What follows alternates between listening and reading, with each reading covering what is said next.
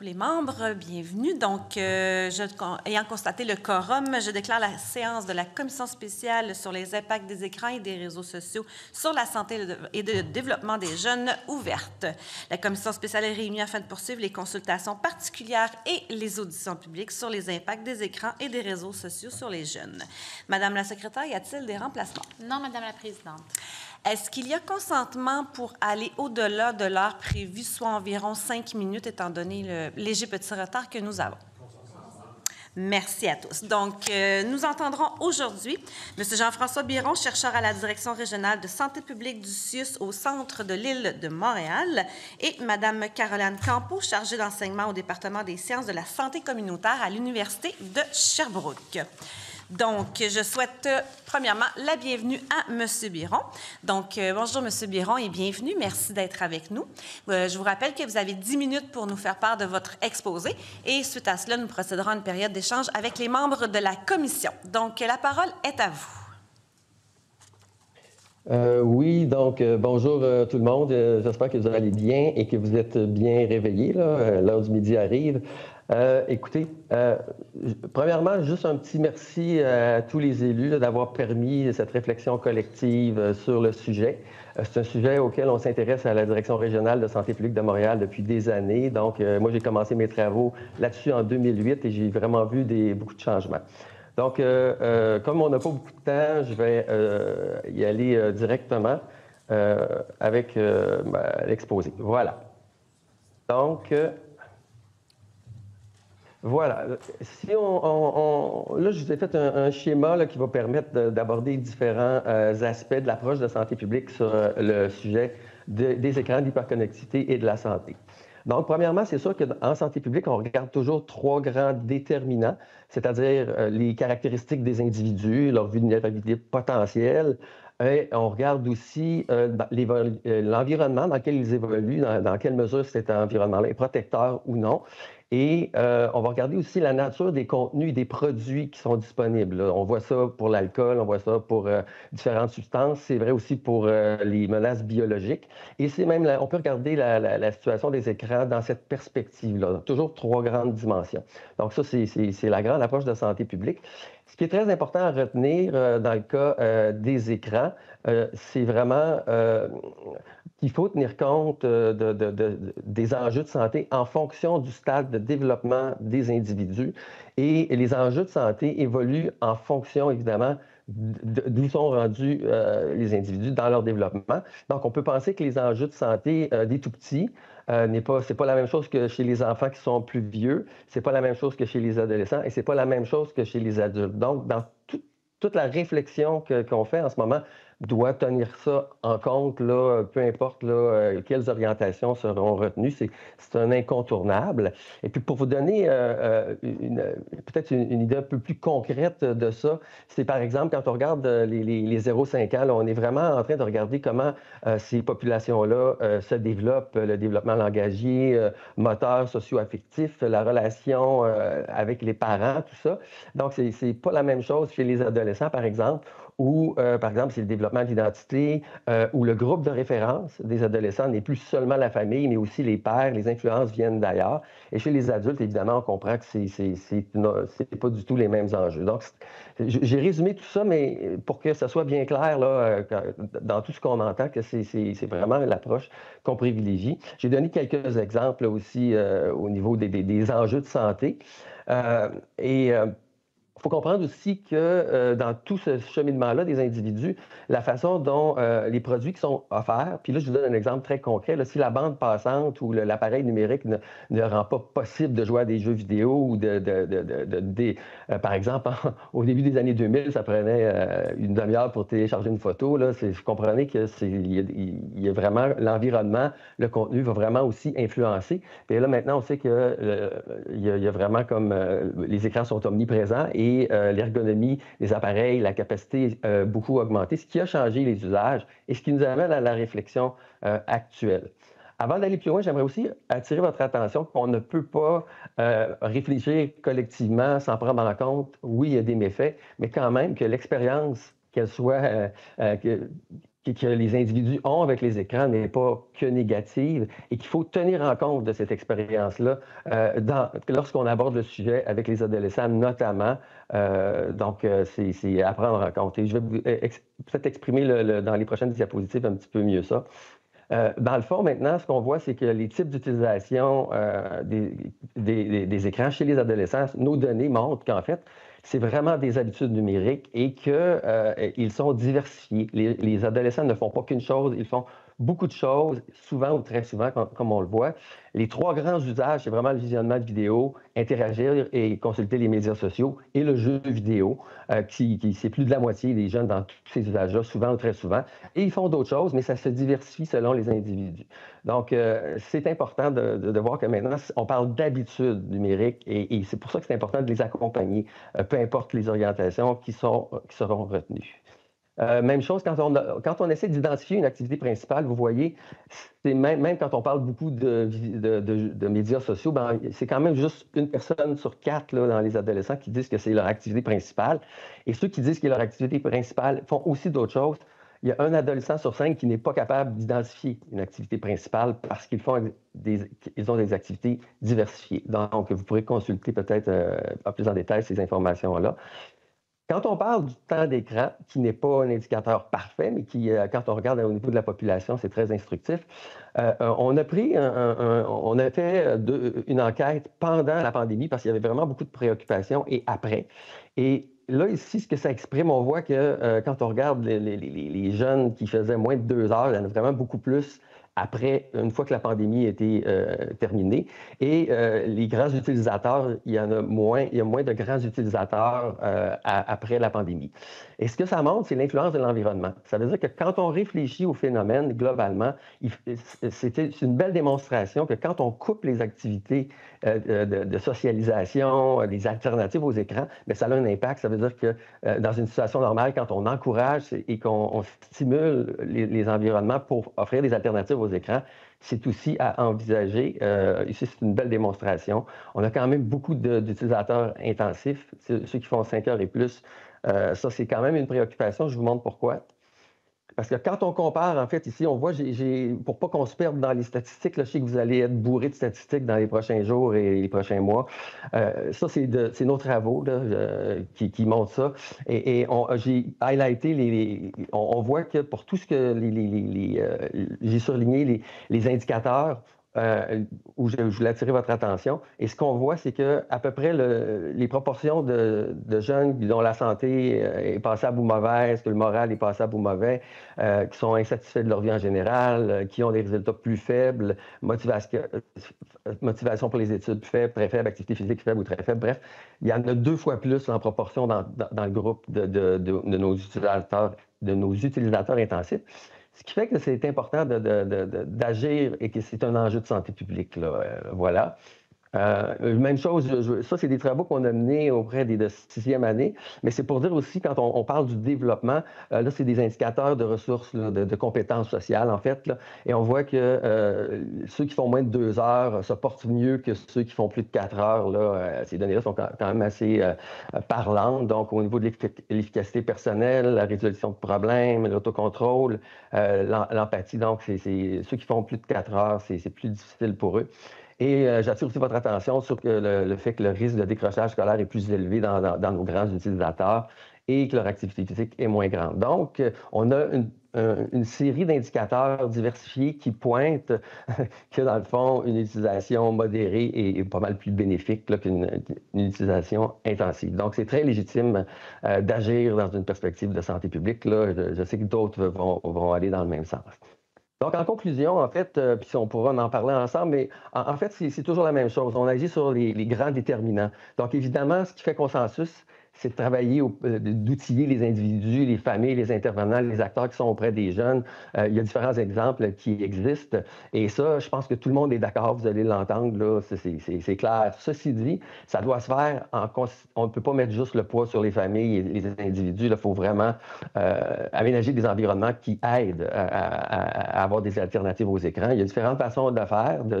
C'est pas une piste parfaite, mais c'est un des déterminants. Dans le fond, il faut mettre tout ensemble pour améliorer la situation. Évidemment, une des recommandations, c'est vraiment d'intensifier et soutenir la recherche et la mobilisation des acteurs en prévention. Donc, il ne faut pas arrêter, il faut vraiment aller dans ce sens-là et développer des connaissances. Et évidemment, ça ne saurait se faire sans élaborer et adopter des politiques qui permettent d'identifier et contrer les conceptions qui entraînent des utilisations soit intensives ou problématiques, là. Et donc, je sais qu'on est dans une période un peu expérimentale à l'international là-dessus. Il y a peu de données, mais ceci dit, c'est pour ça que nous, on propose peut-être de mettre une agence ou un observatoire indépendant qui permettrait de documenter, de faire la lumière sur le phénomène et donner des moyens d'action basés sur des preuves scientifiques là, pour améliorer la situation dans le futur. Donc, en gros, c'est ça. Le reste, bon, je vous invite à me poser des questions, là, mais pour moi, ça fait pas mal le tour là, de ce que je peux vous dire en 10 minutes. Voilà. Merci. Merci beaucoup, M. Biron. Donc, nous allons débuter la période d'échange avec M. le député de Marquette. Merci beaucoup. Bonjour, M. Biron. Très heureux de vous avoir avec nous aujourd'hui. Je vais commencer avec une question très, très simple. On a vu vos chiffres. Là. Vous parlez, vous avez tout défini la catégorie des âges là, dans votre première diaporama. Quel âge, selon vous, on devrait exposer pour la première fois un jeune à des écrans, la technologie ou des écrans là, numériques? Bien, en fait, ce que je vous amènerais à réfléchir là-dessus, il y a comme un bruit, là, c'est dur pour moi, je vais baisser le volume. Ça ne sera pas très long.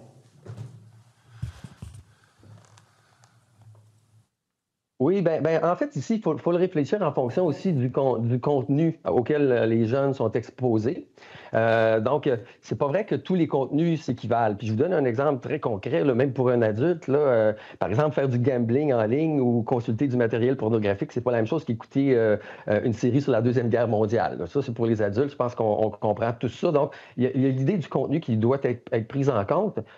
Ceci dit, il faut quand même accompagner les jeunes, parce qu'ils vont évoluer dans un environnement numérique dans le futur. Là. Ça, c'est clair.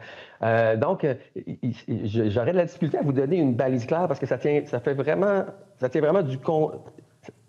Le contenu va être très important, finalement, là, dans la définition de ça. Donc, je peux difficilement vous répondre à ça, mais c'est clair qu'il y a certaines utilisations qui, s'ils sont faites dans une perspective d'un bon encadrement, que ça ne prend pas trop de place, puis que c'est du contenu approprié, je pense qu'il y a des contenus qui pourraient être corrects, là, mais c'est sûr que chez les tout-petits, en fait, c'est ça. Hein? Peut-être que j'ai oublié de vous le mentionner tout à l'heure, mais on identifie les tout-petits, donc les 0-5 ans, comme une population particulièrement vulnérable parce qu'ils sont en développement et ils sont aussi, ils n'ont pas le contrôle. Là. Et donc, c'est sûr que chez les 0-5 ans, c'est les recommandations internationales, puis les études vont dans ce sens-là.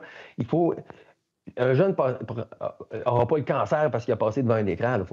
Il faut être logique, là, mais ce que je veux dire, c'est qu'il faut éviter de les exposer quand ils sont tout petits et de limiter vraiment à cet âge-là le temps et avoir des contenus appropriés. Donc, c'est sûr, pour les 0-5 ans, là, je pense que les recommandations sont là-dessus. Après ça, c'est plus difficile de vous répondre. Ça dépend vraiment du contenu. Donc, voilà. Considérant même le fait qu'il y aurait un développement langagier, moteur ou socio-affectif, mais ça dépend, selon vous, ça dépend du contenu. Vous ne dites pas, non, il ne faut pas les empêcher de 0 à 5 ans. Vous dites que ça dépend du contenu. C'est ce que j'entends? Non, c'est pas ce que je dis. En fait, peut-être que je ne suis pas clair. Là. En fait, ce que je dis, c'est que les recommandations actuelles, c'est de ne pas exposer les jeunes de 0 à 2 ans. Et quand les 3 à 5 ans, par exemple, c'est 1 heure accompagné avec du matériel éducatif donc avec un accompagnement du matériel sélectionné. C'est ce que disent les recommandations actuelles là-dessus. Okay. Donc, voilà ce que je dis. OK. Merci de clarifier. Très apprécié. Merci. Je sais que vous êtes de la Direction régionale de santé publique du Centre-Sud de l'île de Montréal, mais avez-vous également consulté des résultats versus les régions? Le rural versus ce qui est urbain. Avez-vous déjà vu ces études-là? Le même travail que vous venez de nous présenter, l'avez-vous vu au niveau de la ruralité? Est-ce que c'est semblable? Ben, en fait, c'est une bonne question. Malheureusement, la réponse, c'est qu'il y a encore peu de données. En fait, les études que nous, on a menées, c'est parce qu'il n'y avait pas encore beaucoup de choses qui étaient développées. En ce moment, tout ça émerge. Et je sais qu'il y a des études qui vont sortir bientôt pour l'ensemble du Québec, mais ces chiffres-là ne sont pas encore disponibles là, pour les adolescents notamment. Mais pour les travaux comme tels que nous, on a menés, qui sont très, très spécifiques aux écrans, je vous dirais que je n'ai pas connaissance de travaux comme les nôtres. Mais sinon, dans des initiatives de recherche et tout ça, quand c'est mené ailleurs, il y a quand même une convergence des données. Puis je pense pas qu'il y ait beaucoup de différences parce que je vous dirais qu'en région, ils ont aussi des cellulaires et les enjeux des familles sont les mêmes, là. Tous les milieux en ce moment se questionnent là, sur comment gérer les écrans dans les familles, dans les écoles. Donc, je pense que les chiffres qu'on a pourraient probablement reflètent une réalité quand même assez universelle, là. Dernière question, M. Biron. Vous avez parlé de soutenir la recherche. Est-ce que c'est possible de penser qu'un jour, la recherche va rattraper le développement technologique? Est-ce qu'on va être capable ou on va toujours être en mode rattrapage? Ah, vous posez des bonnes questions. En fait, c'est sûr qu'on ne peut pas aller plus vite que ce soit n'importe quoi que le phénomène qu'on étudie, là, que ce soit n'importe quel type c'est vrai aussi pour la consommation ou même pour quand il y a des sondages sur, disons même d'ordre politique, là, quand on est toujours un peu en arrière des événements. Et donc, la réponse, l'idée, c'est de réduire davantage cet écart-là. Merci beaucoup pour vos réponses, M. Biron. Merci. Ça fait plaisir. Merci, Monsieur le vice-président. Nous allons maintenant à Madame la députée de Hall. Oui, bonjour. Oui, bonjour. Alors, très heureuse de vous recevoir aujourd'hui. Parmi, vous dites tout autre usage. C'est quoi tout autre usage? Des exemples de ça, là, parce que c'est quand même, je pense, 34 tout autre usage. Donc, qu'est-ce qu'on remarque comme usage? Bien, en fait, c'est qu'il y a comme je dirais, il y a 3 grandes catégories qu'on a identifiées qui sont assez universellement répandues. Après ça devient difficile parce que ça devient un petit peu en fonction de l'intérêt. C'est un peu en fait, c'est comme chez les adultes, là, tu sais. Il y a des gens que ça va être des sites disons, de rencontres ou ça va être des sites de recettes. Ça va être selon les intérêts des sites de musique, des forums de jeux vidéo. Ça va être... donc, c'est difficile. Ça peut être des webinaires comme on fait sur un sujet particulier. Ça peut être de l'entraînement physique, des gens qui vont s'entraîner, qui vont faire, qui suivent, disons, c'est ça, qui font de l'entraînement physique. Donc, ça dépend vraiment de l'intérêt des gens. Donc, c'est difficile. En fait, on aurait pu poser la question spécifiée, mais à ce moment-là, on aurait eu plein de catégories, là. Donc, en fait, c'est que en ce moment, les habitudes numériques ressemblent de plus en plus ou reflètent de plus en plus le monde non numérique là, en termes d'intérêt et de diversité, là. Parfait. Dans le tableau utilisation intensive, donc on voit qu'il y a un impact là, quand même majeur sur la santé. Est-ce qu'il y a une utilisation intensive qui cause plus de dommages qu'une autre? Par exemple, parce qu'il y en a que ça peut être plus à une collecte d'informations, faire les devoirs, une utilisation beaucoup dans le cadre scolaire comme outil pédagogique. Est-ce que vous avez remarqué une utilisation intensive qui pourrait causer plus de dommages qu'une autre type d'utilisation? Bien, ce que je pourrais vous dire là-dessus, c'est que il faut le voir un peu comme les habitudes de vie, OK? C'est-à-dire que peu importe l'utilisation, donc même ceux qui font un peu de tout, quand ça prend trop de place et que ça nuit à d'autres fonctionnalités nécessaires, là, comme le sommeil ou on mange moins bien ou on dort, c'est ça, ou on néglige certains pans, peu importe l'utilisation, quand il y en a trop, ça va avoir des impacts, là. Ça, quand on regarde sur les habitudes de vie. Nous, on a quand même essayé de regarder justement s'il y avait des types d'utilisation qui favoriseraient les excès. Et puis, on a vu qu'effectivement, le jeu vidéo et les médias sociaux, puis c'est ce que montre la littérature, ont des caractéristiques des fois qui vont favoriser certains excès. Puis là-dessus, j'aimerais peut-être amener un point qui pourrait intéresser et peut-être être un peu différent de ce qu'on entend. C'est que c'est pas seulement les choses positives qui font qu'on passe trop de temps sur les écrans. Là, Puis je vous donne un exemple. Par exemple, c'est que si à un moment donné, un contenu nous affecte, par exemple sur les médias sociaux, parce que c'est pas nécessairement quelque chose qui va être nécessairement positif, qui fait qu'on va retourner à aller vérifier et que ça va prendre de la place dans notre tête et qui fait qu'on va y retourner. Un des exemples de ça, c'est, par exemple, dans les jeux de hasard et d'argent, ce qui fait que les gens jouent davantage, des fois, c'est qu'ils veulent se refaire. Et donc, ce qui fait qu'ils vont passer plus de temps, c'est pas pour le plaisir, c'est parce qu'ils veulent redevenir, ils veulent se refaire. Et les algorithmes qui sont développés, des fois, vont exacerber un peu ça. Par exemple, puis je vous donne un autre exemple concret, c'est, par exemple, si vous jouez à un jeu là, mettons, vous voulez lancer une balle dans un panier, et puis vous arrivez très loin, vous allez vous décourager assez rapidement. Si vous l'avez, vous allez être content, vous allez peut-être arrêter. Mais si vous frappez juste, vous êtes tout le temps sur le bord de la barre, on appelle ça des quasi-gains ou des quasi-réussites, vous allez peut-être passer plus de temps. C'est juste d'avoir ça en tête. Les algorithmes vont saisir ces choses-là. Donc, c'est sûr que ce qui est pointé du doigt, c'est vraiment certains médias sociaux ou certains jeux vidéo ou cette technique-là. Donc, oui, ça, c'est pointé par la littérature.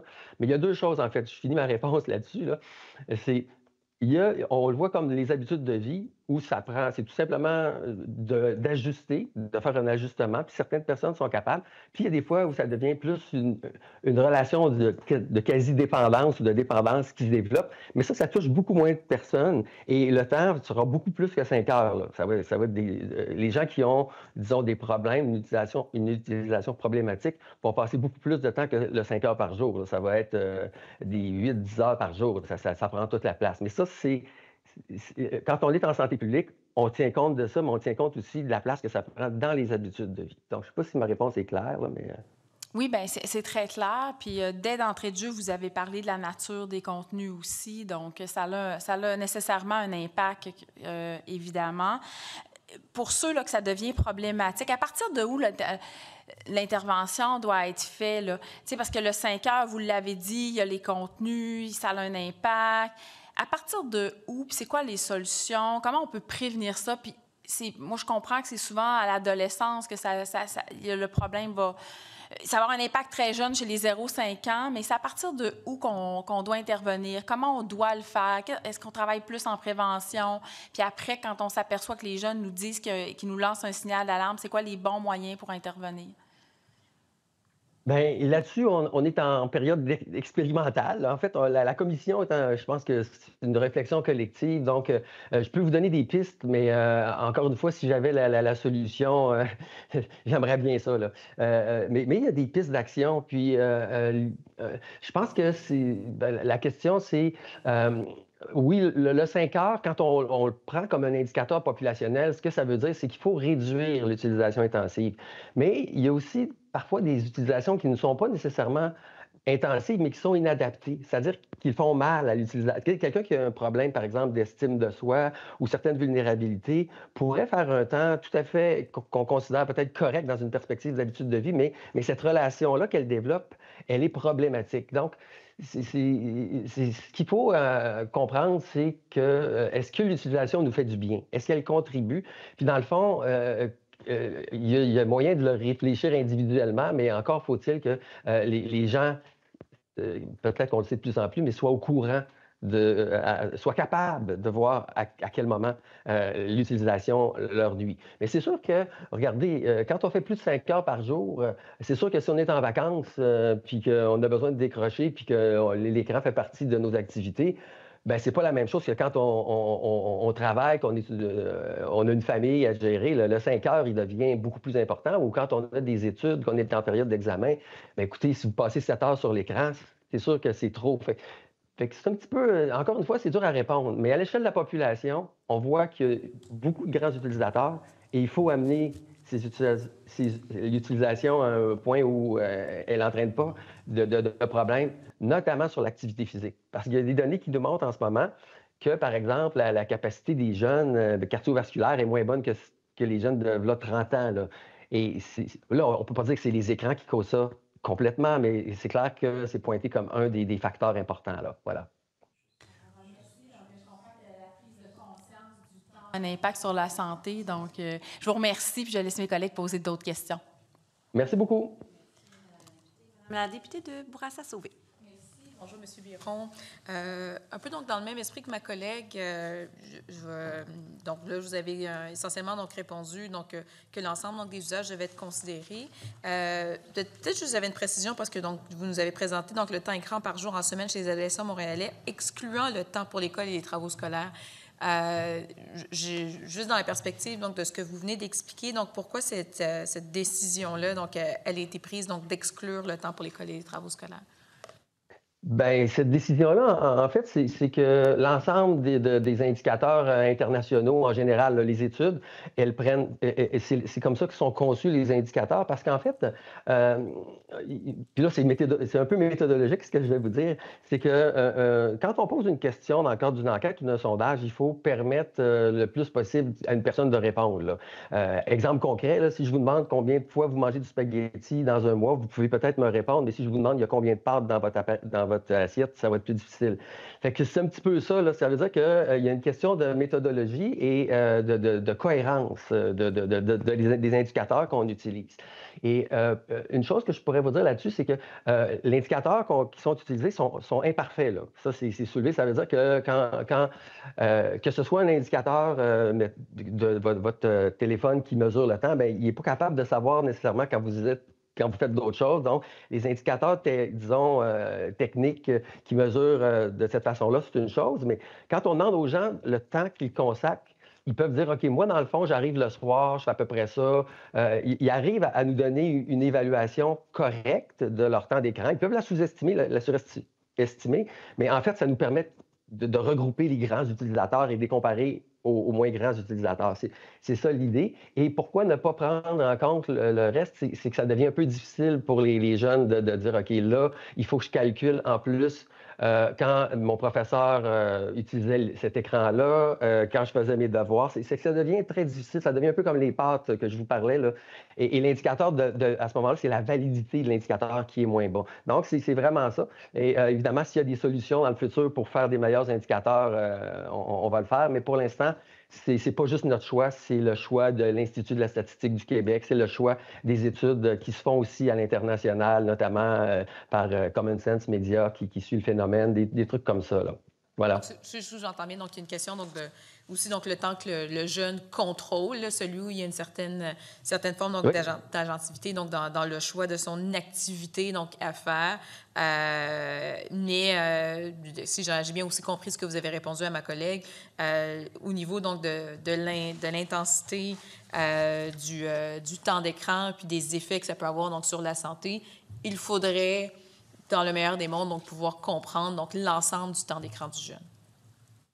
Oui, bien, l'ensemble du temps d'écran, oui et non, là, parce que, comprenez, en ce moment, on a des preuves, parce que le temps d'écran de loisir, OK, c'est le temps sur lequel le jeune pourrait faire d'autres choses, pourrait dormir, pourrait faire de l'activité physique, pourrait faire d'autres choses. Alors que le temps d'écran, lorsqu'il est à l'école, c'est plus difficile là, de le couper. D'une part, comme en ce moment, on fait du temps d'écran. Je suis content que vous m'écoutiez.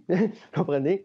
Et par ailleurs, donc, ça vous enlève, après ça, le temps que vous allez avoir ce soir, bien, vous pouvez faire du jogging, vous pouvez faire d'autres choses. C'est là que c'est la marge de manœuvre. Et donc, c'est là, dans le fond, où les impacts vont être plus importants. Et on a des preuves de cet impact-là, tandis que les preuves de l'utilisation pour le travail ou le scolaire sont moins fortes là, pour l'instant. Merci. Au niveau des types d'utilisation des écrans, donc je reviens à votre première diapositive, est-ce que vous avez vu donc, des distinctions sur les effets sur la santé entre une utilisation passive ou une utilisation interactive des écrans? Bien, la réponse, c'est qu'il y a des... bon, la première réponse, c'est notre étude, elle n'a pas pu saisir ça. Il faut comprendre qu'on avait un 10 minutes. La validité des informations que les jeunes nous donnent est importante. Donc, on ne peut pas poser toutes les questions. On ne peut pas avoir les réponses à toutes les questions. Il faut faire des choix. Malheureusement, c'est toujours le cas. Ceci dit, là-dessus, encore une fois, il y a des enjeux entre qu'est-ce qui est vraiment une utilisation passive et une utilisation active de l'écran. Parce que, dans le fond, si vous dites, OK, j'utilise l'écran de façon active parce que je joue à des jeux vidéo, ben, ça veut pas, c'est pas la même chose que si vous faites vous participez activement à une réflexion de groupe. C'est un peu différent. En fait, c'est que quand un jeune regarde un contenu sans être actif, il y a de la littérature qui disait ben c'est mieux quand le jeune est impliqué. Mais par ailleurs, cette implication-là, ça implique de dépenser de l'argent, ça implique de... c'est pas, là-dessus, encore une fois, malheureusement, la réponse est pleine de nuances et à clarifier. Là. Parler de dépenser de l'argent, est-ce que vous donnez, que ce soit dans cette étude ou dans une étude précédente, ont été corrélés avec le milieu socio-économique de provenance des jeunes? En fait, ce qu'on a vu, par exemple, parce qu'on a aussi des études chez les adultes, ce qu'on voit, c'est que chez les enfants, c'est assez clair, puis on peut le comprendre aussi, parce que c'est des statistiques, il faut aussi les faire parler, il faut les mettre, les replacer dans leur contexte. Puis, ce qu'on voit, c'est que le temps d'écran, par exemple, est plus élevé dans les familles monoparentales et les familles défavorisées. Puis, en même temps, on peut le comprendre parce que parfois, les milieux, disons, défavorisés, ils évoluent aussi dans un environnement où il y a moins d'alternatives, où les moyens pour fournir des alternatives aux gens. Donc, je reviens à l'aspect de l'environnement. Puis là-dessus, peut-être, puis c'est une excellente question parce que, en fait, je pense que dans les orientations ou dans la réflexion actuelle, il faut être capable de rejoindre sans porter de jugement là, pour que c'est outiller davantage ces milieux-là. Et ce n'est pas seulement en leur disant d'arrêter de passer du temps sur les écrans. C'est vraiment en offrant un accompagnement d'une part, mais en offrant des alternatives. Et là-dessus, oui, pour les jeunes, il y a des études qui montrent qu'il y a quand même un lien. Pour les adultes et les adolescents, c'est peut-être moins vrai, là, parce que évidemment, tout le monde, quand on est chez les adultes, c'est vraiment assez répandu. Puis d'ailleurs, on parle beaucoup du temps d'écran des jeunes ou des impacts sur les jeunes, mais les adultes, les jeunes adultes en font beaucoup aussi. Et les jeunes, il y a une étude récente qui montre que le comportement des parents, le comportement des adultes influence le comportement du jeune. Donc, on ne peut pas demander aux jeunes de limiter leur temps d'écran si on ne fait pas la même réflexion, là. Merci. Je vais passer la parole au député de Hochelaga-Maisonneuve. Merci, Mme la Présidente. Bonjour. Merci pour votre présentation. Je veux parler un peu des jeux vidéo. Vous êtes un de ceux qui en parlent le plus, là, de qu'on a rencontré à ce jour. Les jeux vidéo, ça ne date pas d'hier. Hein? Ça fait plusieurs décennies maintenant que c'est là. C'est là pour rester visiblement. Est-ce qu'il n'y a pas moyen d'aller faire un peu le ménage dans les jeux vidéo? Parce qu'il y a beaucoup de personnes qui nous ont parlé des problèmes des microtransactions, notamment des loot box qu'on dit en anglais, les boîtes mystères. Mm-hmm. Et je suis tombé sur un article hier qui disait que, semble-t-il, qu'au Japon, en Belgique et aux Pays-Bas, ils ont interdit les microtransactions dans les jeux vidéo. Je n'ai pas d'informations à quel point ça fonctionne ou pas, là, comment c'est appliqué, mais je trouve que c'est une piste intéressante. Si on en arrivait à interdire ces choses-là dans le jeu vidéo, est-ce que ça réglerait une partie du problème? Qu'est-ce que ça changerait ou il y aurait quand même d'autres enjeux qu'il faudrait regarder? Juste dans le fond, la première chose, je suis au courant de la littérature là-dessus, je m'intéresse à ça. J'ai aussi, je travaille aussi sur les jeux d'hasard et d'argent, dont les appareils de loterie vidéo et tout ça, donc je connais un petit peu ça. Ceci dit, c'est un sujet vaste, comme vous le dites. Donc, ma réponse aura des limites, là, juste pour placer la chose. Ce que je pourrais vous dire là-dessus, c'est que, par exemple, comme vous êtes probablement au courant qu'en France, ils ont sorti un rapport, là, le temps perdu, à la recherche du temps perdu. Et là-dessus, en fait, eux, ils recommandent quand même la mise en place d'un observatoire, justement pour documenter l'ensemble de la situation. Et oui, effectivement, il y a des exemples où les microtransactions sont interdites. Et est-ce que c'est une bonne chose? Bien, en fait, ce que montre la recherche, c'est que, effectivement, les jeux où on introduit ces éléments-là, c'est un peu comme dans les jeux de hasard et d'argent. OK? Et c'est un des facteurs dans les études là, qui sont pas des recherches populationnelles, épidémiologiques, mais qui sont plus des recherches fondamentales. On voit quand même que c'est un des aspects. Donc, oui, donc, la réponse, c'est oui, c'est une des pistes, c'est-à-dire de s'assurer que ce soit bien indiqué ou interdit à partir de certains âges. Là, je ne pourrais pas vous dire à partir de quel âge, pourquoi et tout ça. Je pense que le travail de la commission, c'est peut-être de tout mettre ça ensemble puis d'arriver à ce qu'on ait des gens qui se penchent particulièrement là-dessus pour qu'on ait les moyens de prendre des bonnes décisions.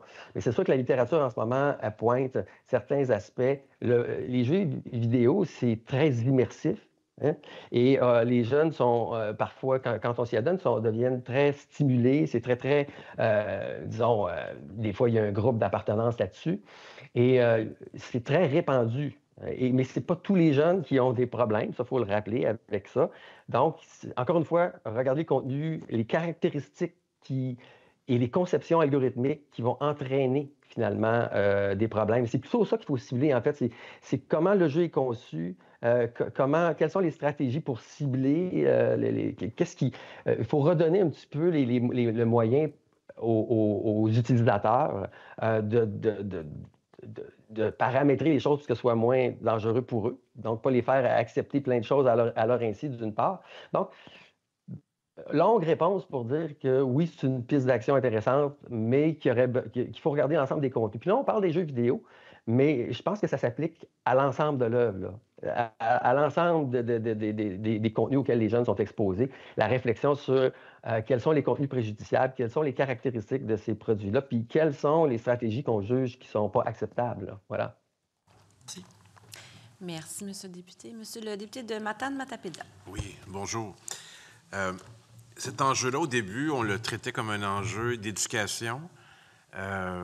Êtes-vous d'accord, et je présume un peu de la réponse, que c'est vraiment un enjeu de santé publique? Au même titre qu'il y a quelques années, on a fait un débat sur le tabagisme ou sur d'autres enjeux, que c'est très large et que c'est vraiment une question là, de santé publique qui devrait aussi là, interpeller notamment le ministère de la Santé, mais toute notre société. Question assez large, mais j'ai besoin d'entendre l'appréciation que vous avez de cette question. Bien, écoutez, je ne veux pas faire d'humour, là, mais j'ai répondu parfois de longues réponses sur des questions un peu plus petites. Puis là, ma réponse, elle serait assez courte, malgré que la question est large. La réponse, c'est oui, là, c'est clair là, que c'est un enjeu de santé publique. D'ailleurs, quand on regarde la première diapositive après la présentation, là, où je schématise le tout là, que je vous ai présenté, c'est que on place la problématique dans une perspective de santé publique. Et il y a déjà des enjeux qui sont identifiés pour le développement, la santé des tout-petits. Et là, je vous ai montré des chiffres là, qui montrent très clairement que c'est un enjeu de santé publique. Mais avant, on le regardait beaucoup comme un enjeu seulement lié, disons, à l'exposition des jeunes, à des contenus pornographiques et tout ça. Maintenant, ou tout simplement, je me rappelle quand j'ai commencé à utiliser ça, il y avait l'émergence de la cyberdépendance. Donc, on le regarderait beaucoup d'un angle clinique. Et maintenant, c'est très clair qu'on le regarde comme une habitude de vie. Et c'est ce que montrent les chiffres que je vous ai présentés. Puis, je me suis limité dans ce que je vous ai présenté. Vous savez, en 10 minutes, là, on ne peut pas faire le tour complètement de la question. Donc, j'ai essayé de vraiment...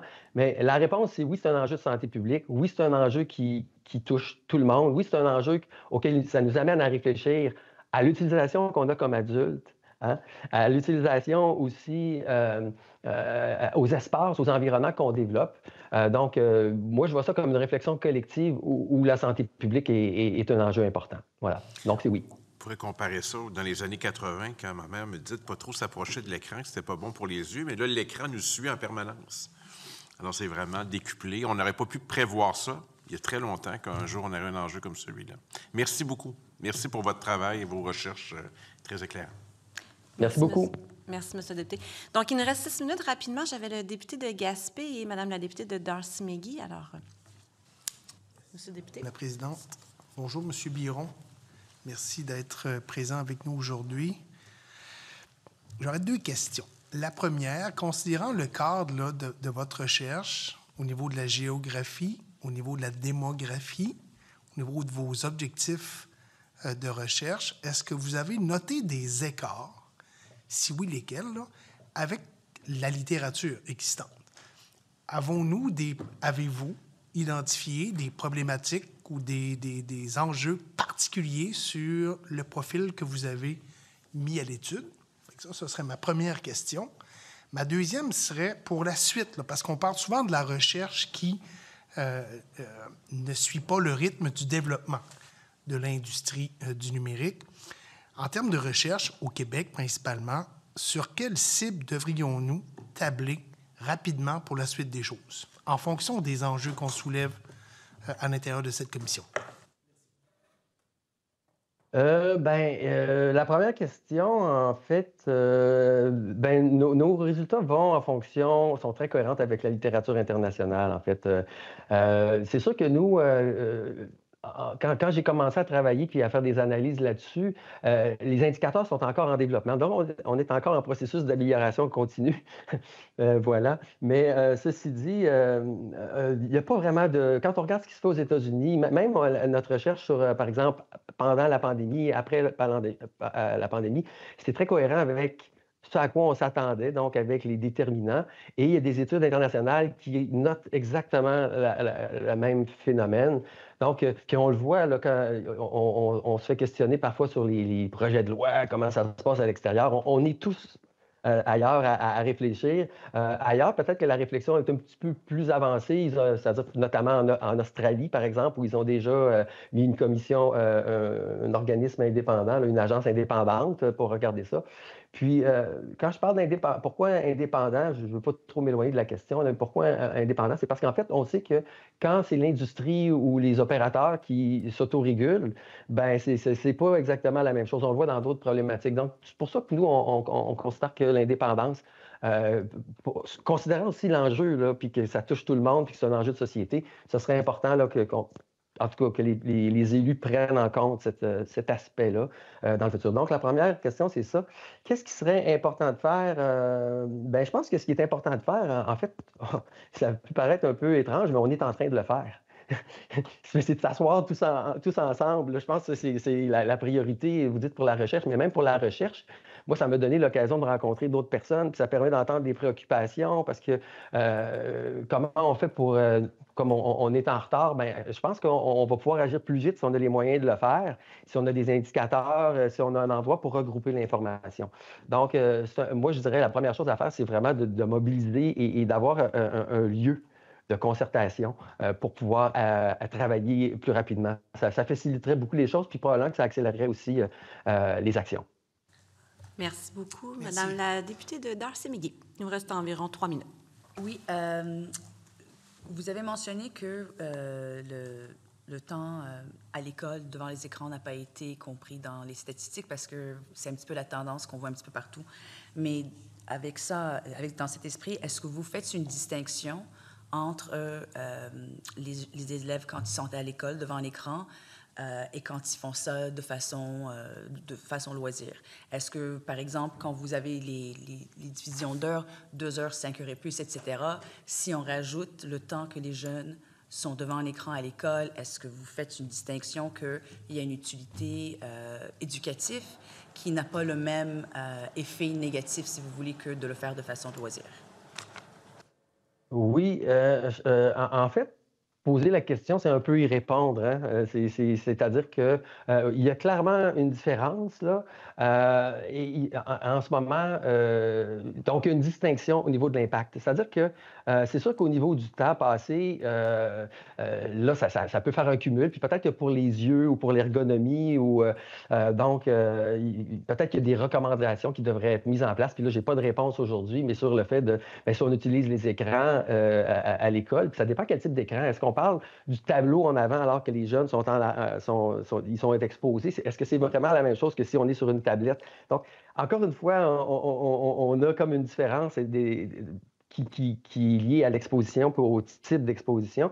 Mais oui, le contenu, on espère, puis on prend pour acquis que le contenu que les jeunes consultent à des fins éducatives, que ce soit démontré efficace ou pas, est très différent quand quelqu'un joue à des jeux vidéo ou quand quelqu'un interagit sur des médias sociaux pour le loisir ou quand quelqu'un, par exemple, est en train de faire des activités où il dépense de l'argent, puis là, à ce moment-là, ça ne peut pas nécessairement ce type d'utilisation qui est préjudiciable peut pas se faire dans le cadre académique. Donc, il y a une différence et peut-être que les deux sont à étudier. Puis peut-être que la convergence entre les deux est aussi quelque chose qu'on pourra étudier plus dans le futur. En ce moment, c'est pas tout à fait clair encore.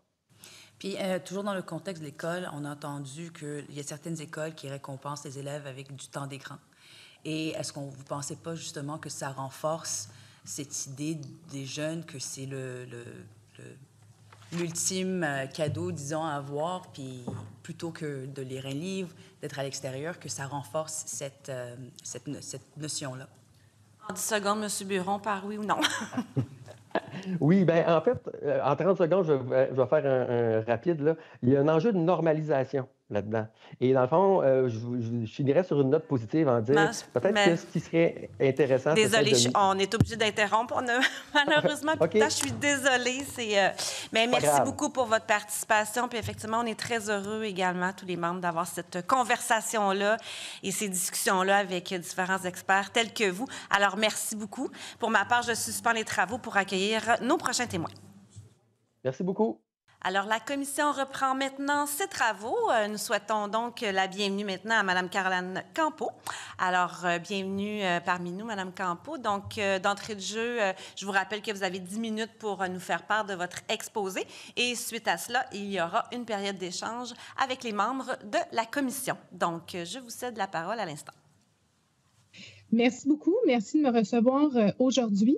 En fait, moi, je travaille en prévention des dépendances depuis plus de 10 ans et c'est un honneur, en fait, de vous présenter aujourd'hui quelques recommandations pour bâtir un avenir où les habitudes numériques de nos jeunes seraient moins préoccupantes. Donc, alors, je vais vous présenter, en fait, certains facteurs de risque liés à l'usage des écrans chez les jeunes, dans le but qu'on comprenne finalement les causes pour agir sur ce qui pose finalement le plus de problèmes. Donc, je me suis appuyée sur le modèle écologique pour comprendre les causes et pour également analyser et identifier certaines pistes d'intervention qui seraient les plus prometteuses en regardant en fait à plusieurs niveaux les sphères d'influence, donc l'environnement social, les milieux de vie et l'individu. Donc, on va commencer par l'environnement. Dans ce contexte, en fait, et là vraiment, c'est-à-dire la société, l'environnement numérique dans lequel nos jeunes évoluent, l'absence de régulation adéquate des plateformes numériques et également la méconnaissance des lois qui sont déjà existantes pose un problème majeur. Donc, l'utilisation d'Internet, comme vous le savez, comme vous avez fait état là, dans votre document consultatif, pose problème, pose plusieurs risques pour les enfants et les jeunes utilisateurs et utilisatrices. Et donc, il existe déjà quelques lois qui sont mis en place, qui visent à réduire ces risques, mais qui sont parfois méconnues ou sinon incomprises et aussi difficiles là, à mettre en pratique. Donc, en premier, on a la loi sur la protection des renseignements personnels qui exige en fait un consentement parental pour les moins de 14 ans lorsqu'il s'agit de la collecte de leurs données personnelles. On a également la loi 25 qui exige que les entreprises obtiennent un consentement clair et explicite avant de collecter, utiliser ou partager des informations personnelles. Ainsi, un ado, en fait, actuellement, ne peut pas naviguer, un ado de moins de 14 ans, ne peut pas naviguer sur les pages ou sur les plateformes numériques sans avoir le consentement de son parent. Mais ça, c'est pas clair. Et même quand on a des pop-up, par exemple, qui viennent nous demander d'accepter, c'est pas clairement indiqué dans tous les cas que ça prend 14 ans pour pouvoir appuyer sur « accepter ». Donc, ce que la recherche nous montre, c'est que les réseaux sociaux utilisent des techniques qui sont addictives pour capter, maintenir l'attention à des fins de profit. Donc, ces caractéristiques limitent en fait la capacité des jeunes à exercer un autocontrôle, une capacité d'autocontrôle et aussi les rend plus vulnérables à développer finalement une dépendance. Donc, voici quelques recommandations que je vous propose. Premièrement, commencer par appliquer de manière plus efficace la loi sur le consentement pour les moins de 14 ans. Donc, de s'assurer aussi que le consentement soit éclairé, d'informer les parents et les jeunes de ces lois et aussi de leur raison d'être. Donc, d'exiger aussi plus précisément que les réseaux sociaux vérifient l'âge dès l'ouverture d'un compte et aussi mettre en place d'autres mesures comme, par exemple, limiter la publicité ciblée, permettre plus de fonctionnalités de contrôle et réguler l'exposition à des contenus inappropriés pour les mineurs. Donc, en ce qui concerne les milieux de vie, tels que les écoles, ils jouent également là, un rôle central dans l'utilisation là, des écrans chez les jeunes. Donc, comme vous savez, depuis janvier, en fait, l'utilisation des cellulaires est interdite pendant les heures de classe, mais l'interdiction est appliquée de manière qui n'est pas nécessairement uniforme dans toutes les écoles. Donc, certaines écoles, en fait, vont laisser les élèves garder leur cellulaire en autant que le cellulaire, que l'appareil n'est pas visible, donc, par exemple, dans leur poche. Le problème, c'est que la littérature, en fait, nous montre que la simple présence d'un appareil comme le cellulaire, même s'il n'est pas utilisé, peut détourner l'attention, affecter la concentration et donc la mémoire de travail. Donc, ce qui pose un problème au niveau de l'apprentissage. Maintenant, quand on regarde à l'extérieur de la classe, les appareils, en fait, sont également, l'utilisation des appareils comme le cellulaire, sont également associés à un effet sur la diminution des interactions sociales en personne et aussi l'augmentation de la sédentarité. Donc, en fait, la plupart des bienfaits qui sont documentés en lien avec l'utilisation des écrans en milieu scolaire concernent principalement les élèves ayant des besoins plus spécifiques. Et ces bienfaits-là peuvent être atteints, en fait, en offrant un accès surveillé et encadré par l'école. Donc, dans un cadre vraiment plus formel, sans nécessairement que ce soit l'appareil de l'élève. Alors, voici quelques recommandations. Donc, élargir l'interdiction des cellulaires à l'ensemble du contexte scolaire au niveau primaire et secondaire afin de faciliter son application et réduire les effets négatifs. Assurer une application efficace et uniforme de cette interdiction au Québec. Donc, élaborer des directives aussi qui sont plus claires pour encadrer l'utilisation des appareils qui est autorisée à des fins pédagogiques en précisant vraiment les objectifs pédagogiques. Évaluer l'impact et l'utilisation des écrans sur l'apprentissage et ensuite ajuster les pratiques en conséquence. Donc, j'aimerais aussi qu'on regarde un facteur de protection qui est documenté dans la littérature, qui est l'éducation numérique. Alors là, actuellement, la situation au Québec, on a une transition en fait vers des méthodes d'apprentissage qui sont plus informelles et moins de laboratoires informatiques traditionnels comme on avait avant. Donc, par exemple, on en avait 53 % des écoles qui avaient un laboratoire informatique traditionnel en 2021 et on est rendu à 39 % et ça s'en va en diminuant. Les ateliers, en fait, que les élèves reçoivent ne suffisent pas, tout simplement. Donc, ils sont offerts de manière inégale, il manque de continuité et les organismes, en fait, qui sont mandatés manquent aussi de financement pour offrir vraiment à grande échelle et évaluer. Donc, la recherche montre que de préparer les élèves à utiliser la technologie et les écrans de manière bénéfique, à la fois en milieu scolaire, mais aussi dans leur vie, là, constitue un facteur de protection qui atténue les risques. Mais, en contrepartie, on a aussi un manque de formation qui est documenté, en fait, auprès du personnel enseignant pour mieux guider les élèves dans leur utilisation. Donc, ce qu'il faut faire, il faut intégrer l'enseignement de compétences numériques de manière plus formelle dans les programmes scolaires, donc incluant aussi les saines habitudes numériques. Il faut augmenter le financement des organismes locaux pour offrir des ateliers de prévention sur différentes thématiques, donc comme par exemple la cyberintimidation, la sextorsion, les jeux vidéo, les réseaux sociaux, etc. Et ces activités-là seraient complémentaires aux programmes qui seraient mis en place dans les écoles. Il faut aussi former et soutenir les enseignants dans l'utilisation efficace pour qu'eux puissent enseigner une manière d'utiliser la technologie qui maximise les bienfaits en minimisant les méfaits. Donc, également, il faut aller vers des alternatives aux écrans et aménager, dans le fond, les communautés pour faciliter la pratique d'activités hors ligne. Alors, l'offre d'activités varie selon les communautés et souvent limitée, particulièrement dans les milieux qui sont défavorisés. Et donc, par exemple, les aires de jeux gratuites, les activités sportives, culturelles, accessibles à faible coût, sont limitées et parfois aussi insuffisantes pour répondre aux besoins. Et en dehors de l'été, par exemple, les parcs ne sont pas nécessairement tous éclairés, donc ce qui réduit aussi les activités qui sont accessibles gratuitement et facilement accessibles autour des familles. Alors, en parallèle, les maisons des jeunes ont du mal à rester ouvertes.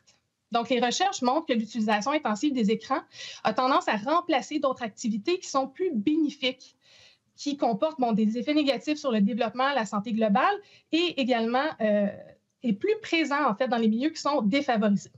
Les études soulignent également l'importance d'offrir une diversité d'activités hors ligne pour remplacer finalement l'utilisation des écrans. Donc, il faut développer et multiplier les activités accessibles à faible coût, en particulier dans les communautés qui sont défavorisées, pour permettre aux familles et aux jeunes d'avoir des alternatives concrètes aux écrans. Éclairer les parcs toute l'année, créer des aires de jeux intérieures dans les centres communautaires, entre autres, pour que les familles puissent profiter d'une sélection d'activités qui sont gratuites, et augmenter le financement des maisons des jeunes et d'autres organismes jeunesse afin de les aider à rester ouvertes et proposer, encore une fois, une offre plus attrayante d'activités hors ligne. Donc, en ce qui concerne l'individu, pour agir en fait en amont et répondre au manque d'informations, Capsana a lancé Pause en 2018, qui était une première campagne québécoise de prévention des risques liés à l'usage des écrans chez les jeunes et les familles, réalisée grâce au soutien du gouvernement du Québec. Maintenant, c'est bien plus qu'une campagne, c'est rendu un site de référence offrant plus de 180 articles, des guides, des outils, de l'information pour les parents et les milieux de vie. L'une des grandes forces de Pause réside dans ces défis de déconnexion qui ont réussi à mobiliser 24 000 jeunes, 46 000 familles et 213 maisons des jeunes à travers la province depuis ses débuts. Donc, la recherche souligne que l'éducation des parents des jeunes est essentielle pour mieux gérer l'utilisation des écrans.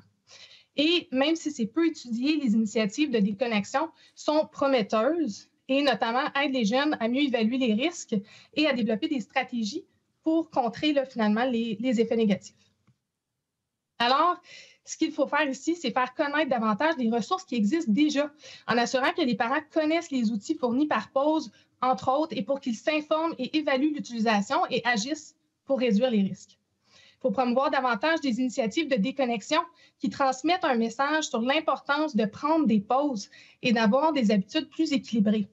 Et il faudrait offrir des formations qui sont destinées aux parents en finançant les organismes finalement qui les proposent et pour qu'ils puissent élargir l'offre, répondre à la demande et aborder des thématiques plus spécifiques. Donc, en conclusion, c'est essentiel en fait de miser sur une approche qui est globale et complémentaire. Et je pense, moi, sincèrement, que le Québec a maintenant l'opportunité de se positionner comme chef de file en matière de prévention des risques en s'appuyant sur des initiatives qui sont pionnières, on va dire, comme Pause, qui est déjà unique au Canada, en allant encore plus loin que ça, en offrant un modèle à suivre pour promouvoir une utilisation équilibrée et saine des écrans au bénéfice de nos jeunes et de l'ensemble de la société. Voilà, merci beaucoup. Merci beaucoup, Mme Campeau. Donc, nous allons débuter cette période d'échange. Alors, qui veut casser la glace? Monsieur le député de Hochelaga-Maisonneuve. Merci de votre présentation.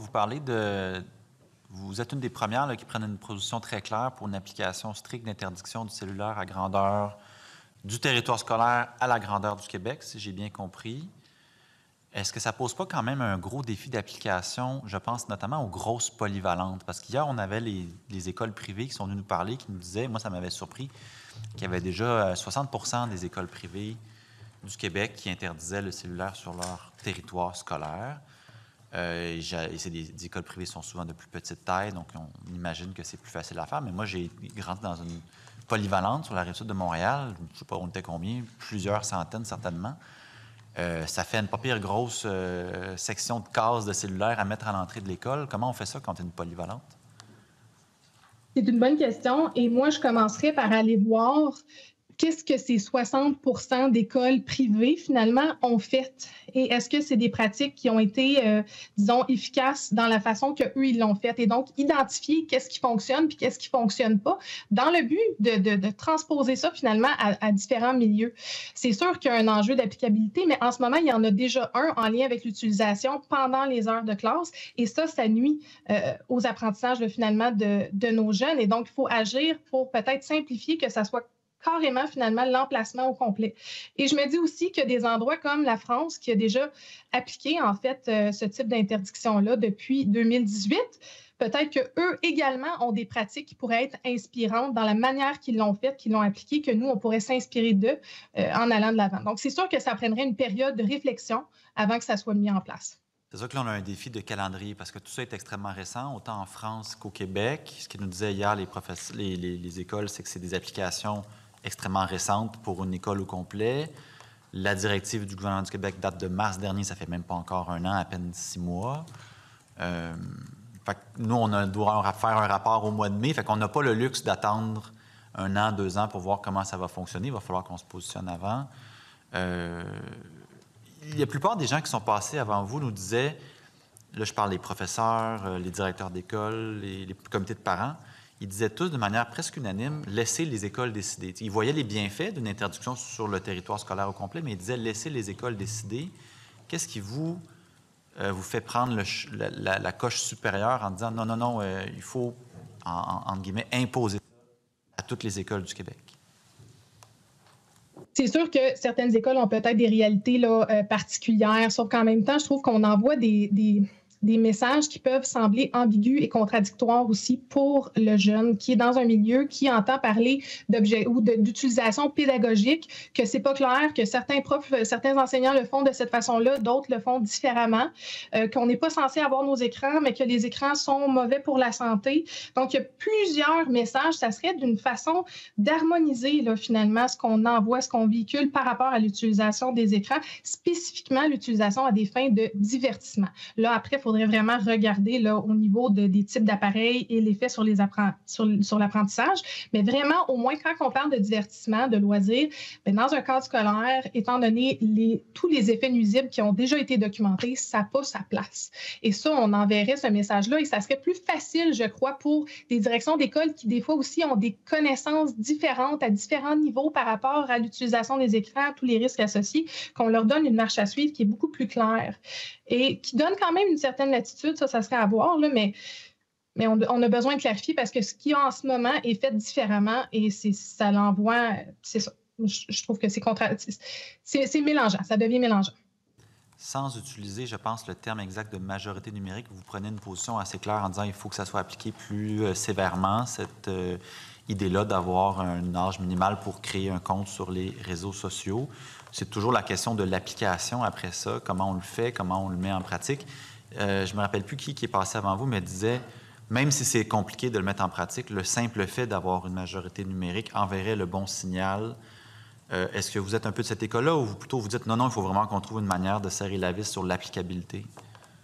Je crois qu'au début, on a avantage à miser sur... J'entends un écho. OK. On a avantage à miser, en fait, sur le pouvoir symbolique que ça va envoyer au niveau là, d'affecter, on va dire, les normes là, et peut-être la banalisation de l'utilisation des réseaux sociaux. On a besoin que les gens soient conscients. Et là, je dis ça, et vraiment, les parents à qui je parle, le fait qu'on a fait même un article sur, par exemple, sur le site de Pause pour vraiment préciser cette information-là, ça semble vraiment être pas connu que il y a comme déjà une majorité numérique, sans nécessairement que ça soit dit de cette façon-là, mais il y a un âge, c'est 14 ans. Ailleurs, c'est 13 ans. Au Québec, c'est 14 ans et les gens ne sont pas nécessairement au courant de ça. Et pourquoi, en fait? Pourquoi on clique sur « Accepter » quand on va sur un site? Qu'est-ce que ça veut dire? Comment les données sont utilisées? J'ai l'impression que si les gens étaient plus conscients de ça, les parents aussi pourraient mieux guider leurs jeunes et comprendraient que c'est un environnement qui comporte des risques assez importants que la loi a dû vraiment clarifier là, finalement l'âge que ça prend pour finalement, c'est ça, aller de l'avant et l'utiliser. Maintenant, ce qui concerne la mise en pratique, je me dis qu'il y a des applications ou plus comme par exemple Airbnb ou les comptes de crypto-monnaie qui réussissent à identifier, vérifier, confirmer l'âge des utilisateurs. Donc, il doit y avoir une façon de faire en sorte qu'on soit conscient ou sinon que ça soit lié au compte du parent ou j'ai pas exactement la recette à suivre de ce point de vue-là, mais je pense que c'est essentiel de commencer par dire ce que c'est en ce moment et d'aller dans la direction là, de vraiment appliquer plus efficacement ce qu'on a déjà là, en place. Merci beaucoup. Merci. Je cède maintenant la parole à Monsieur le député de Joliette. Merci beaucoup, Madame la Présidente. Merci d'être avec nous ce midi, fort apprécié. D'un point de vue technologique, je vais retourner... on a rencontré un ex-parlementaire britannique qui nous a parlé de certaines recommandations que le Parlement britannique a fait un peu à la sauvette, mais on nous parlait d'un téléphone, en fait, de retourner à un téléphone où ce serait juste une ligne téléphonique et texto. Donc, moi, je me dis, si on arrivait à une application, on a le mode avion, pourquoi on n'aurait pas le mode scolaire sur nos téléphones? Je pense qu'Apple pourrait peut-être nous aider de ce côté-là. Vous voyez ça comment, si à ce moment-là, on permettait que l'élève ait en ses mains, à sa possession, le téléphone, mais sans accès à toutes les applications là, négatives qu'on connaît, là, les algorithmes et autres.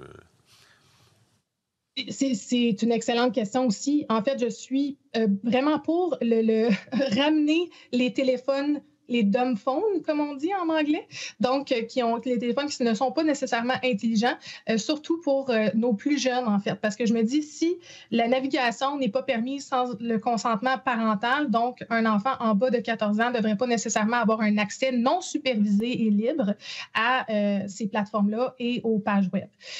Maintenant, les études, ce que la littérature nous dit, c'est que la simple présence de l'appareil qui est normalement utilisé pour aller sur les réseaux sociaux est déjà problématique. L'appareil n'a pas besoin, et là, vraiment, il y a des études qui regardent l'appareil dans les poches, l'appareil visible, l'appareil dans la même pièce, l'appareil en dehors de la pièce, et les meilleurs résultats sont en dehors de la pièce. Donc, il faut vraiment que l'appareil soit le plus loin possible, parce que sinon, ça a une influence sur vraiment, je sais ce qui m'attend, je sais ce que je vais aller faire. J'ai le réflexe de le faire avec cet appareil-là aussi. Donc, je pense que si on utilise les téléphones intelligents qui sont utilisés à d'autres fins, qui appartiennent finalement là, à l'élève, même si on met un mode spécifique, ça risque de quand même nuire. Mais bon, il faudrait quand même évaluer là, pour avoir des données probantes sur ce sujet-là.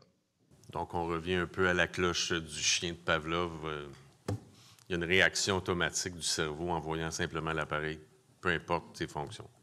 Merci. Exact. Merci. Monsieur le député de Marquette. Mon Dieu, je n'avais pas levé la main, mais merci. C'est vrai que je parle beaucoup. C'est vrai, je parle beaucoup. Mais moi, il y a juste un élément, parce que c'est très, très intéressant. Puis, écoute, je ne vais pas me prononcer là, sur vos recommandations qui sont très, très... je trouve que c'est des bonnes recommandations. Mais surtout de ces recommandations-là, j'ai quasiment le goût de vous poser la question, et comment les appliquer? Comment on va être capable de faire ça avec la grande industrie de la technologie, les Meta, Instagram et autres, là. Je me pose toujours cette question-là, mais moi, je veux vous amener sur un élément qu'on ne parle pas beaucoup, puis je ne l'ai pas vu. J'ai lu votre présentation, puis je ne l'ai pas vu. On parle beaucoup de la santé mentale, on parle beaucoup des effets négatifs sur nos jeunes et moins jeunes, tout ce qui est technologie, téléphone cellulaire. Mais l'aspect sécurité, on n'en parle pas assez. Le groupe précédent, M. Biron, précédemment, l'a mentionné dans sa présentation, où les adolescents, là, il y a le volet sécurité, puis ils parlent en voiture. Pourquoi que des gens comme vous, parce que je vous mets dans une catégorie de spécialistes dans le domaine, on ne met pas assez l'accent sur l'aspect sécurité? Parce qu'il y a un élément addictif, là, dépendance sur... puis vous l'avez dit, juste le fait de l'avoir dans la même pièce, on est excité, puis il y a cette anxiété-là. Dans la voiture, en marchant dans la rue, même à vélo, on le voit, là, les jeunes sont sur leur téléphone. Pourquoi on ne parle pas de cet aspect sécurité-là? Aujourd'hui, j'avais 10 minutes. Donc, ce qui fait en sorte... Parce qu'en fait, j'ai fait une recension des écrits sur l'utilisation en contexte scolaire des appareils mobiles et tout ça. Et vraiment, ce qui ressortait par rapport à l'éducation numérique était séparé là, en plusieurs morceaux. Et il y avait vraiment l'aspect sécurité qui était nécessaire là, d'aborder et que cela devrait être fait, encore une fois, dans le contexte scolaire, mais complémenté, on va dire, avec même les campagnes que la SAC va faire là, sur l'utilisation, la distraction au volant. Et donc, on envoie le même message de plusieurs acteurs qui gravitent autour du jeune. Mais c'est absolument essentiel. Et même, je me rappelle, là, dans les débuts que j'avais participé au contenu pour le site de Pause, on abordait, en fait, même, on l'avait emmené avec une touche d'humour, mais tous les accidents qui étaient liés à marcher avec son cellulaire, donc de traverser la rue, ça peut aller dans un extrême, mais ça peut être aussi des fois tomber dans une fontaine ou des choses que les jeunes trouvaient drôles et ça les faisait quand même réfléchir. Donc, on avait utilisé ces contenus-là. Mais tout à fait, je suis d'accord qu'il faut absolument en parler. Ça fait partie. C'est ce qui est le plus difficile, c'est que qui sont très importantes et même la sécurité en termes de protection d'informations personnelles, de ne pas publier des images d'adresse, de ne pas donner des informations qui sont personnelles. Tout ça doit également, là, au niveau de la citoyenneté numérique, être abordé, je crois, dans des cours plus formels. Je vais faire un peu de pouce que mon collègue de Schlaga a dit justement, puis quand on regarde votre présentation, là, vous semblez beaucoup faire là, de la globalité. quand vous prenez une décision, des recommandations, c'est avez-vous pris en considération les milieux ruraux, urbains, vous avez parlé un peu des secteurs un peu plus précaires, défavorisés, ça on l'a vu, mais pour arriver avec ce genre de recommandations-là, est-ce qu'on pourrait dire pas de cellulaire, voici comment on doit le faire, mais c'est à l'ensemble du territoire du Québec, nonobstant la ruralité et tout ce qui est urbain, là? Je vous dirais que je suis pas en maîtrise d'assez d'informations pour regarder les différences là, au niveau des milieux urbains et des milieux ruraux. Par contre, quand je parle, on va dire, d'offres d'activité, je sais que les problématiques dans les grands centres, c'est l'insuffisance. Là. Le parent se connecte et déjà dans l'heure du début d'inscription, les cours sont plus disponibles. Donc, si on veut favoriser des activités hors ligne, il faut que ça réponde à la demande. À l'inverse, comment que ça se passe dans les régions rurales? Je sais au niveau de physiquement aussi, les endroits sont plus loin, donc la distance, donc de faciliter l'accessibilité et tout ça, ça devient peut-être un enjeu plus précis dans ces cas-là, mais ça serait intéressant en fait de voir, de documenter ce type de différence-là, comment on peut répondre aux besoins en fait qui sont différents selon la réalité des différentes régions. Dernière question. À votre avis, là, pour appliquer justement, puis ça va un peu dans le même sens de la question que je vous ai posée précédemment, pour appliquer ces recommandations-là, vous parlez d'offrir d'autres avenues. Vous parlez d'activités à moindre coût pour les endroits un peu plus précaires. Mais est-ce que c'est pas plus facile d'appliquer ce que vous proposez ici, justement, en région où il y a plus de parcs, il y a des lacs, il y a des activités, il y a plus de sport, on peut faire du vélo. À Montréal, dans le quartier de mon collègue d'Hochelaga, dire aux enfants d'aller jouer dans la rue, c'est peut-être pas idéal. En ruralité, cependant, dire va jouer dans le parc, va jouer dans le bois, va te baigner dans le lac. C'est pas plus facile dans ces endroits-là. Peut-être que oui, mais en même temps, si on parle de petits-enfants, il faut mobiliser les parents à faire en sorte aussi que les parents les accompagnent. Parce que quand on a des enfants qui sont plus vieux, on peut peut-être les encourager vers et c'est ça, ils ont les emplacements pour, mais quand on parle à des parents, il faut trouver une façon de les mobiliser, de faire en sorte. Puis ça peut être aussi des municipalités qui font une programmation, une semaine en lien avec des activités sans écran. Donc, ils véhiculent cette information-là. Encore une fois, c'est important de prendre des pauses. Et voici une programmation que vous pouvez faire. Donc, on crée un mouvement, on mobilise les gens. Parce que je pense qu'en lien avec vraiment les parents des tout petits, il y a des enjeux, oui, d'aires de jeu, d'endroits, mais même quand les endroits sont disponibles, des fois, il y a d'autres enjeux aussi. Il faut vraiment les pousser vers là, ce type facilité, si on veut. Là, question très, très rapide. Selon vous, quel serait l'âge pour mettre un appareil technologique dans les mains d'un jeune?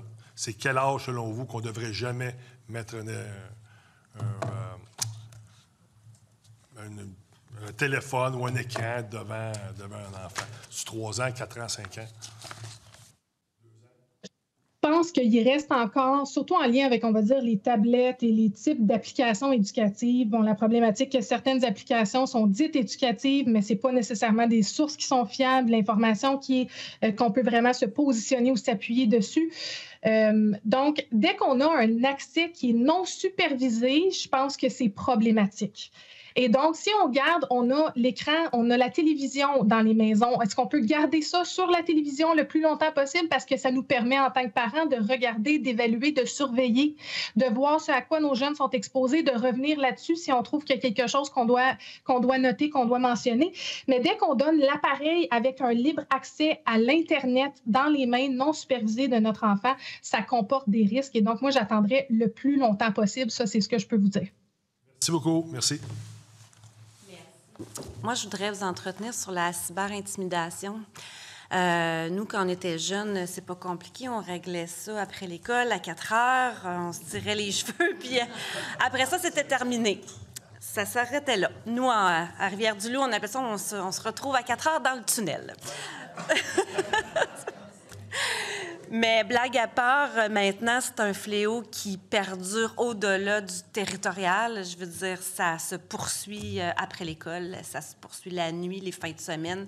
C'est 24 heures sur 24. Donc, j'aimerais vous entendre là-dessus sur les recommandations que vous nous faites. Quelles recommandations auraient le meilleur impact pour essayer de diminuer les effets néfastes de ce fléau? J'aimerais vous entendre là-dessus. Bon, encore une fois, c'est une multitude d'interventions.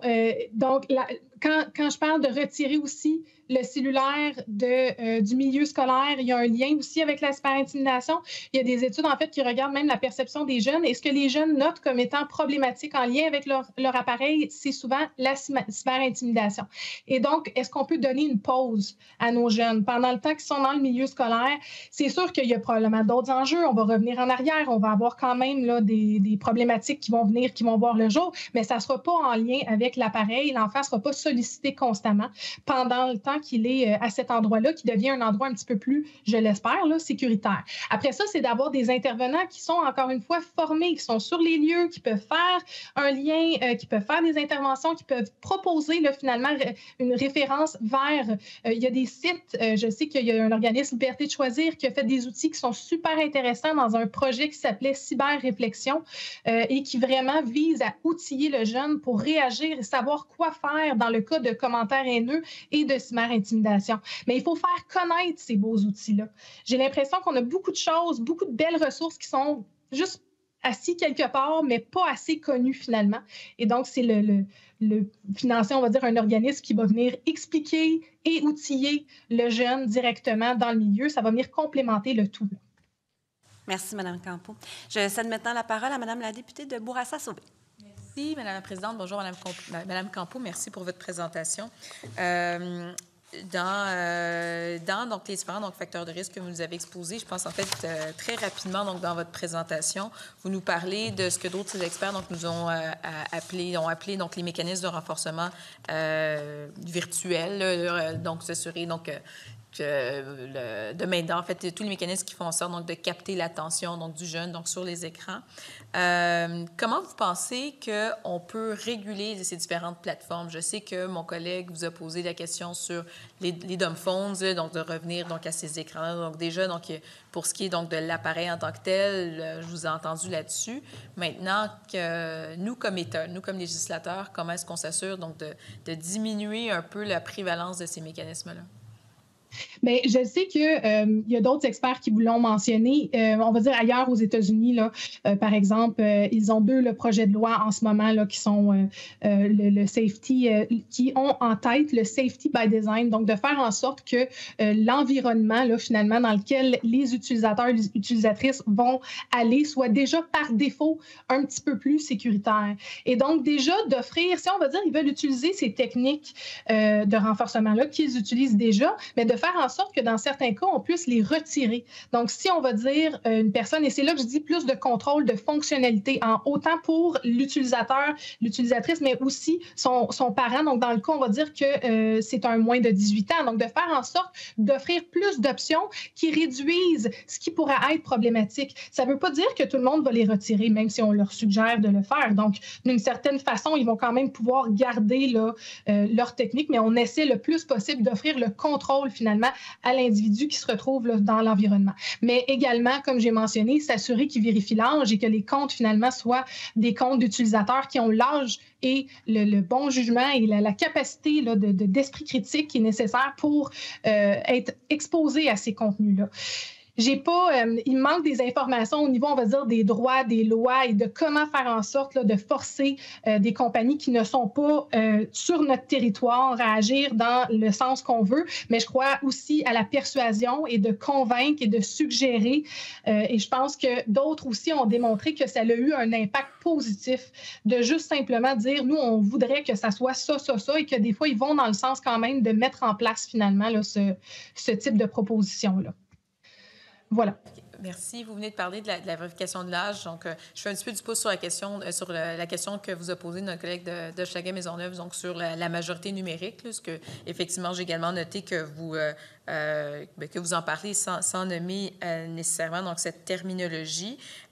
Donc, pour vous, le risque est si important que même si donc, on avait donc, une mesure plus symbolique, puis là, je comprends que vous l'avez dit, il y a déjà, puis vous avez raison, là, il y a déjà une certaine limite d'âge donc, qui existe par les plateformes donc, elles-mêmes, donc ça existe. Mais vous dites donc qu'il faudrait qu'on soit en mesure donc, de vérifier l'âge, et même s'il y avait des risques au niveau des données personnelles des jeunes, c'est plus important d'avoir une mesure de majorité numérique qui fait appel à la vérification de l'âge que de ne pas en avoir. Ah oui, oui, tout à fait. Ça, c'est les données s'accumulent continuellement sur les impacts sur la santé mentale, sur les symptômes anxieux, sur les symptômes dépressifs. Ça va très, très loin là, au niveau du bien-être global, finalement, là, de nos jeunes, mis à part la possibilité de développer une dépendance. Donc, c'est tout à fait essentiel de protéger ceux qui sont les plus vulnérables. Les lois qui sont déjà en place, d'une certaine façon, le font, mais c'est sûr qu'on devrait véhiculer que ce n'est pas juste une question non plus de collecte de données, mais c'est tout globalement ce à quoi on peut être exposé aussi en termes de publicité, en termes d'influenceurs. Vous en avez fait mention aussi dans votre document, mais c'est ça, ce n'est pas un endroit pour nos jeunes qui sont, selon moi, là, en bas de 14 ans. Et même encore là, de se positionner par rapport à l'âge exact, je suis en manque de connaissances pour dire est-ce que c'est 14, 15 ou 16, mais certainement, il faut agir à ce niveau-là. Vous m'avez vu venir, c'était ma prochaine question. C'est vous, oui. Quel âge vous vérifiez? Donc, je comprends que vous n'êtes pas prête à vous positionner là-dessus. Une dernière question. Non. Il y a une autre experte plutôt qui était elle aussi donc, en faveur de la majorité numérique. Qui, elle, bon, nous émettait donc des recommandations quant à la présence même de l'appareil en tant que tel. Donc, elle nous disait, évidemment, comme juriste, qu'elle ne recommandait pas donc de pénaliser donc l'acte donc d'un parent d'acheter un appareil à son enfant mineur. Mais j'aimerais donc vous entendre là-dessus parce que la majorité numérique, c'est l'accès aux réseaux sociaux, la création de comptes. Mais qu'en est-il pour vous de l'accès des jeunes à un téléphone intelligent, un peu en complément de ce que vous avez dit là, sur les dumb phones? C'est possible. Actuellement, là, ce qu'on sait, c'est que la plupart du temps, les jeunes se retrouvent avec l'ancien téléphone intelligent de leurs parents. Donc, c'est pas toujours le cas qu'un parent va acheter l'appareil que l'enfant veut, là. Mais en même temps, des fois, le parent ne configure pas nécessairement l'appareil pour que ça soit un appareil qui ne peut pas aller sur certains sites ou certaines choses de bloquer. Et des fois, c'est ça, le Wi-Fi disponible. Donc là, le jeune se retrouve des fois à 10 ans, 9 ans, 8 ans. Il y a des statistiques qui sont assez là, inquiétantes en termes de l'âge que se retrouve avec un téléphone, là, finalement, qui a accès à tout. Et comme j'ai mentionné plus tôt, moi, je crois sincèrement, on a déjà un cadre qui est assez intéressant qui dit « ça prend 14 ans pour dire que j'accepte d'être sur une page web parce que la page web collecte l'information et des fois la vend à d'autres. » Ce qui veut dire que techniquement, il n'y a aucun site qui permettrait ou qui permettrait finalement des utilisateurs qui sont en bas d'un âge sans le consentement du parent. Si le parent donne son consentement, c'est différent, mais il faut que le parent soit conscient qu'il est obligé de donner son consentement, donc qu'il y a un enjeu là, finalement à ce niveau-là. Et donc là, encore une fois, de me positionner par rapport à l'âge exact, mais je pense qu'il faut retarder là, le plus possible où on donne un accès qui n'est pas cadré là, finalement à tous les sites là, qui sont disponibles en ligne. Merci. Je ne sais pas si tu réponds. Oui, ça va. OK, merci. Merci. Il reste un peu de temps. Est-ce qu'il y a des collègues qui ont d'autres questions? Allez-y, vous. Merci. J'ai tendance à poser beaucoup de questions, donc on me coupe, donc j'essaie d'être succincte. Mais en fait, peut-être justement pour faire du pouce là-dessus puis bien comprendre. Donc, c'est ça. Donc, vous dites le parent donc devrait donner son consentement. En fait, doit déjà donc donner son consentement pour l'accès aux différents sites. Est-ce que vous verriez dans ce cas, donc par exemple, donc une mesure, une recommandation de santé publique pour qu'un jeune donc ait le droit donc d'avoir un téléphone intelligent? On jase là, parce que tu sais, on le sait, on a des recommandations de santé publique pour le temps d'écran, donc par tranche d'âge selon leur développement. Est-ce que en vertu donc des recherches que vous faites, vous dites peut-être qu'on pourrait dire, les parents, donc une suggestion, parce qu'évidemment, ça demeure leur libre arbitre. Donc, une suggestion donc, pour les parents donc, pourrait être donc, de permettre à leurs jeunes d'avoir un téléphone intelligent à partir de 14 ans, maintenant. Oui. Moi, je crois que ça serait aller dans une direction qui donne, encore une fois, un guide sans nécessairement là, imposer ou brimer là, nécessairement les droits des parents.